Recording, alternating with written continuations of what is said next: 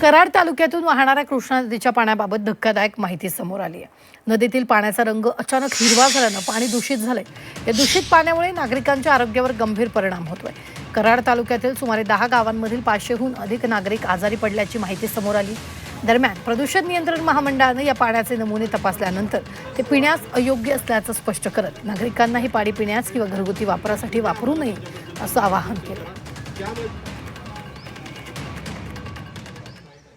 आज आम्ही कृष्णा नदीच्या दूषित पाण्याच्या विषयी व्हिडिओ असतील, तहसीलदार असतील, प्रशासनाला हे हिरवगार पाणी घेऊन आलेलो आहे। जे पाणी ग्रामीण भागातील लोकांना प्यावं लागतंय, हे जर तुम्ही पिलं तर काय अवस्था होईल हे आम्ही त्यांना दाखवायला आलेलो आहे। त्यावरती प्रशासनानं लवकरात लवकर खबरदारी घेऊन आमच्या नदीकाठच्या गावांना किमान टँकरची सोय तरी केली पाहिजे। कारण एमपीसी बोर्डाचं असं म्हणणं आहे, हे पाणी पिऊ नका, हे पाणी पिल्यानंतर आजारी पडणार आहे। आता परिस्थिती अशी आहे ग्रामीण भागामध्ये की बरेच पेशंट आता डिसेंट्री असेल, गॅस्ट्रो असेल, अतिसार, जुलाब याच्यावरून आजार आहेत।